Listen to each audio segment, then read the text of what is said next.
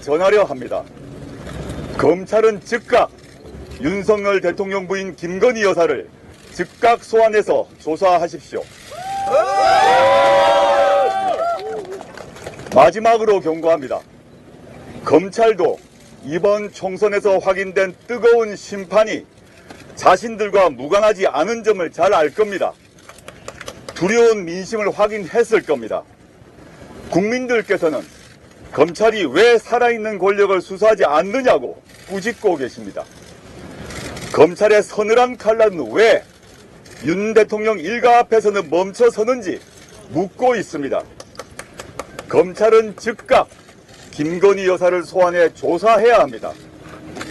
이원석 검찰총장과 송경호 서울중앙지검장은 검찰의 명예를 더럽히지 마시길 바랍니다. 역사 앞에 부끄럽지 않은 결정을 하시길 바랍니다.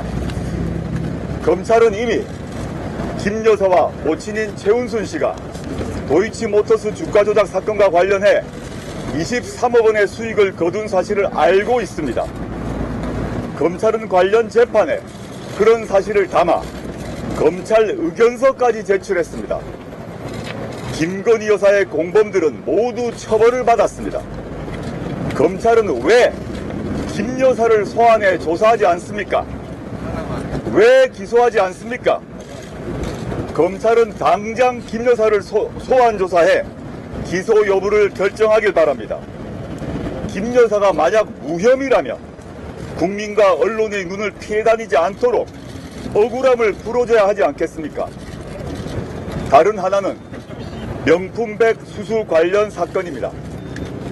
온 국민이 공개된 영상을 통해 김 여사가 명품백을 받는 장면을 보았습니다. 검찰은 몰카 공작이라는 대통령실의 해명에 설득력이 있다고 봅니까? 대통령 기록물로 분류해 보관하고 있다는 설명이 타당하다고 생각합니까? 100번 양보해 몰카 공작이라면 관련자들을 소환해서 조사하고 처벌하십시오. 그것과 별개로 김 여사도 당장 소환하십시오. 왜 명품백을 받았는지, 그 명품백은 지금 어디에 있는지, 그 대가로 무엇을 약속했는지 등을 조사해야 합니다. 이른바 김영란법, 부정청탁 및 금품 등 수수의 금지에 관한 법률을 위반했는지 조사해야 합니다. 그래야 검찰은 정권의 수호자가 아니라 공익의 대표자가 될 수 있습니다. 일부 정치검사들을 제외한 검사들께도 권고드립니다. 검사의 자존심을 지키시길 바랍니다. 예전 같으면 평검사 회의가 몇 번 열렸어야 하는 거 아닙니까? 왜 검찰 출신 대통령과 검찰 지도부가 검찰 조직 전체를 망가뜨리는 꼴을 보고만 있습니까? 소소한 저항이라도 해야 하는 것 아닙니까? 이것은 조국혁신당의 요구가 아닙니다. 이번 총선을 통해 확인된 민심입니다. 국민의 명령입니다. 이와 같은 국민의 명령을 받아들이지 않을 경우 검찰 조직은 국민의 신뢰를 완전히 상실하게 될 것입니다. 조국혁신당은 검찰이 국민의 명령을 따르지 않을 경우 22대 국회 개헌 즉시 대통령 부인 김건희 여사 종합특검법을 민주당과 협의해 신속하게 추진할 것입니다. 검찰이 수사에 나서지 않는다면 김 여사는 특검의 소환 조사를 받게 될 것입니다. 다시 한번 말씀드립니다. 김건희 여사를 즉각 소환해 조사하십시오. 마지막 경고입니다. 검찰에 대한 국민의 명령입니다. 2024년 4월 11일 조국혁신당 국회의원 당선자 일동. 감사합니다.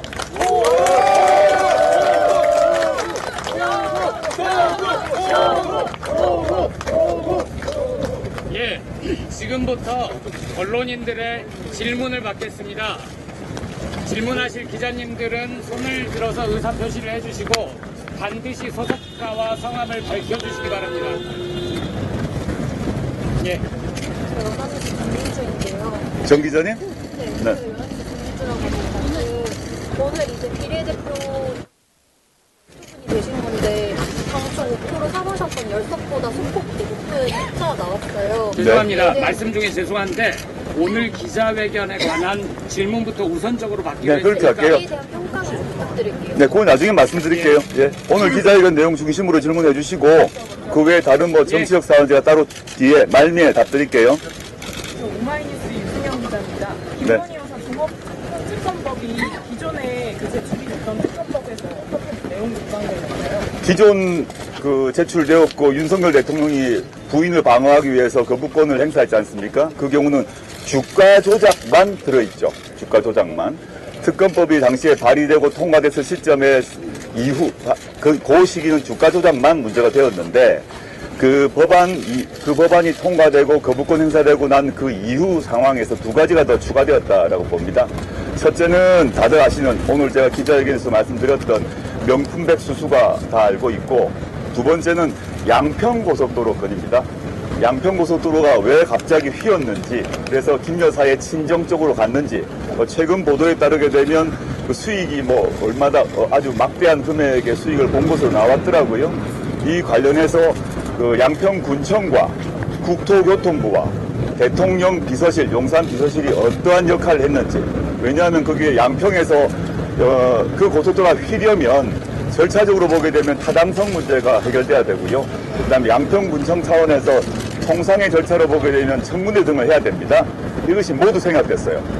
누가 어떤 이유로 그런 통상적 절차를 생략하고 그런 양평고속도로라는 엄청난 큰 토건 사업을 휘게 했는지를 밝혀야 된다고 보고 있습니다. 아마 그게 다 포함되지 않을까 생각합니다. 예, 다음 질문 받겠습니다. 예, 접속입니다. 이번에 조금만 크게 해주세요. 서 기자님? 네네.